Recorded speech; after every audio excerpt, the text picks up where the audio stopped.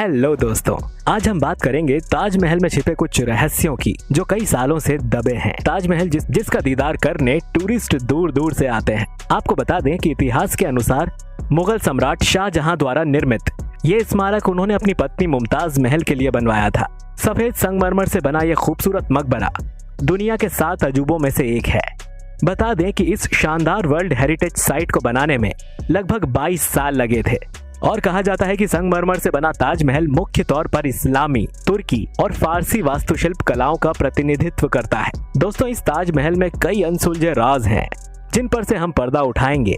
वैसे तो भारत में आए दिन मंदिर या मस्जिदों को लेकर कई मुद्दे उठते रहते हैं, लेकिन हाल ही में ताजमहल में बंद 22 कमरों का ताज़ा मामला उठा है जिसको लेकर कई तरह के विवाद उठ रहे हैं। लेकिन क्या आपको ताजमहल के बंद 22 कमरों के पीछे की कहानी पता है? नहीं पता तो कोई बात नहीं, हम आपको बताएंगे और साथ में ये भी बताएंगे कि क्यों ताजमहल में मौजूद 22 कमरों को खोलने की मांग चल रही है। क्या इनके अंदर किसी देवी देवता की मूर्ति या शिलालेख है? चलिए आपको ताजमहल के इन बंद कमरों के बारे में कुछ दिलचस्प बातों से आपका मनोरंजन करते हैं, लेकिन उससे पहले आप हमारे इस वीडियो को लाइक जरूर कर दीजिएगा।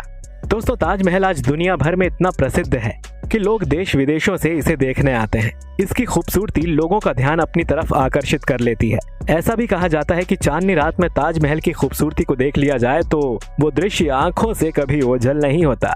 अगर हम किसी प्यार की निशानी की बात करें तो ताजमहल का नाम सबसे ऊपर आता है। ताजमहल दुनिया के 7 अजूबों में से एक है। यमुना नदी के किनारे बना ये ऐतिहासिक स्मारक पर्यटकों के लिए सबसे मनपसंद जगह है, जिसे शाहजहां ने बनवाया था।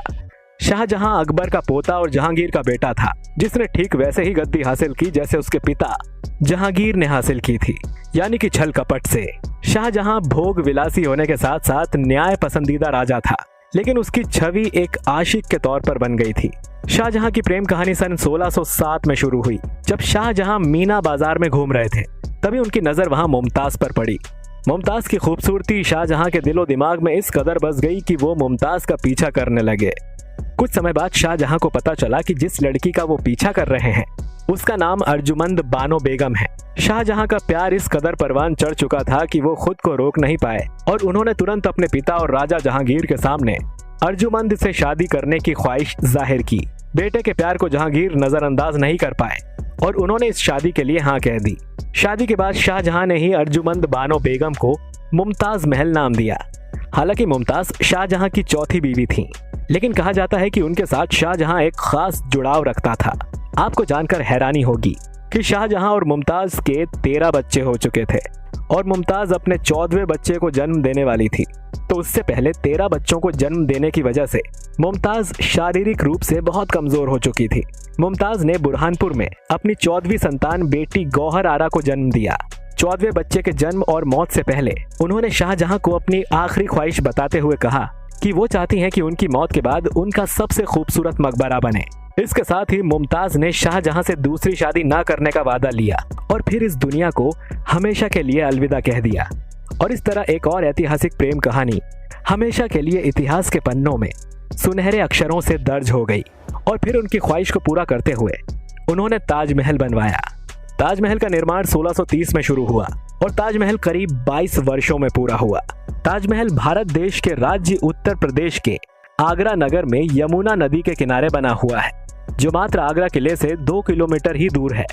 ताजमहल सफेद संगमरमर पत्थर का प्रयोग करके बनाया गया है। लेकिन अब आपको हैरान कर देने वाली बात बताते हैं, क्योंकि ये बात आपको शायद नहीं पता होगी कि ताजमहल बनाने के लिए सीमेंट का इस्तेमाल नहीं किया गया था। वो इसीलिए क्योंकि शाहजहां का ताजमहल साल 1631 से लेकर 1648 के बीच बनकर तैयार हुआ था। यहाँ सवाल यह है कि उस वक्त दुनिया में सीमेंट का आविष्कार हुआ ही नहीं था, तो फिर शाहजहां का ताजमहल बना कैसे?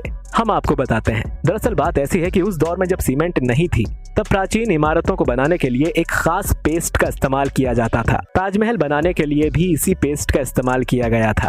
पत्थरों को आपस में चिपकाने के लिए गुड़, बताशे, बेलगिरी का पानी, उड़द की दाल, दही, जूट और कंकर को मिक्स किया गया। इसके बाद उसे चूने के पानी में मिलाया जाता था। इस तरह से एक सेमी सॉलिड मटेरियल तैयार करके ताजमहल जैसी इमारतों को तैयार किया जाता था। कितनी आश्चर्यजनक बात है कि इस देसी जुगाड़ से ऐसी ऐसी बड़ी बड़ी बिल्डिंग तैयार की जाती थी और आज तक वो इसी मजबूती से टिकी हैं। और जानकार बताते हैं कि शाहजहां ने ताजमहल को बनाने के लिए कुछ कारीगरों को बुलाया गुंबदों का निर्माण करने के लिए तुर्की के इस्तांबुल में रहने वाले दक्ष कारीगर को बुलवाया था और मीनारों का निर्माण कराने के लिए समरकंद के दक्ष कारीगर को बुलाया था। और इसके अलावा ऐसा कहा जाता है कि ताजमहल को बनाने के लिए अलग अलग जगहों से अलग अलग कारीगरों को बुलाया था और इस तरह से सभी कारीगरों ने मिलकर ताजमहल बनाया था। कुछ लोगों का मानना है कि जब ताजमहल बनकर तैयार हुआ तो बहुत ही सुंदर लगा, तो शाहजहां ने कारीगरों के हाथ कटवा दिए ताकि वो भविष्य में इस जैसा और कोई अन्य ताजमहल ना बना सके। लेकिन दोस्तों, आपको जानकारी के लिए ये ताजमहल बनाने वाले कारीगरों के हाथ कटवाए नहीं गए थे, बल्कि सच ये है कि शाहजहां ने कारीगरों से जीवन भर की पगार देकर उन्हें आजीवन काम न करने का वादा करवाया था ताकि वो लोग उस तरह का कोई और ताजमहल न बना पाएं। अब आपको उन 22 कमरों का राज बताते हैं जिससे अफरा तफरी मची हुई है। इतिहासविदों के अनुसार कहा जाता है कि मुख्य मकबरे में चमेली फर्श के नीचे 22 कमरे हैं जो अभी तक बंद हैं। ये कमरे मुगल काल से बंद हैं। इन कमरों को आखिरी बार 1934 के समय खोला गया था। उस दौरान उन्हें केवल निरीक्षण के लिए खोला गया था। इसके बाद इन्हें बंद कर दिया गया। ताजमहल फर्श पर यमुना की ओर बनी 2 सीढ़ियां हैं जिनके ऊपर लोहे का जाल बिछाया हुआ है। ताजमहल की संगमरमर की संरचना की पहली मंजिल पर स्थित कमरे हैं। इस ऊपरी मंजिल की ओर जाने वाली 2 सीढ़ियां शाहजहां के समय से ही बंद हैं। ऊपरी मंजिल पर इन कमरों के फर्श और संगमरमर की दीवारों को देखा जा सकता है। कई ऐसे सिद्धांतकार हैं जिनका कहना है कि ताजमहल के बेसमेंट में जो कमरे बने हुए हैं वे मार्बल के बने हैं। ऐसा भी कहा जाता है कि तहखाने में कार्बन डाइऑक्साइड की मात्रा अगर बढ़ती है तो वो कैल्शियम कार्बोनेट में बदल सकती है। कार्बन डाइऑक्साइड मार्बल्स को पाउडर का रूप देना शुरू कर देते हैं और इसी वजह से दीवारों को नुकसान पहुंच सकता है। ताजमहल की दीवारों को नुकसान से बचाने के लिए यहाँ के तहखानों को बंद कर दिया गया है। बता दें कि ताजमहल को लेकर ये सारा विवाद एक किताब के बाद शुरू हुआ। इतिहासकार पीएन ओक ने अपनी किताब द ट्रू स्टोरी ऑफ ताज में पहली बार उन 22 कमरों का जिक्र किया और दावा किया था कि ताजमहल पहले तेजो महालय नाम का शिव मंदिर था जिसे शाहजहां ने तुड़वाकर मकबरे की शक्ल दे दी। हालांकि कई इतिहासकार इनकी इस किताब को बेहद भ्रामक करार देते हैं। दोस्तों, ताज में बने 22 कमरों के बारे में इलाहाबाद हाई कोर्ट में याचिका दायर हुई है जिसमें ताजमहल के 22 कमरों को खोलने की मांग की गई है।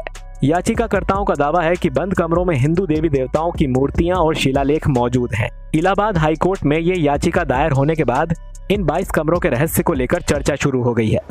आगरा के इतिहासकार राजकिशोर शर्मा राजे के मुताबिक कमरों से ताला खुला तो चौंकाने वाले तथ्य निकलेंगे।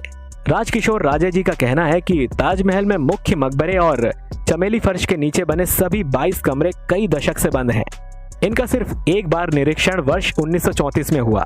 इसके प्रमाण के तौर पर राजकिशोर राजे ने 1934 के फोटोग्राफ्स दिखाए। राजे का कहना है कि पिछले 88 साल से ये कमरे सार्वजनिक रूप से नहीं खुले हैं।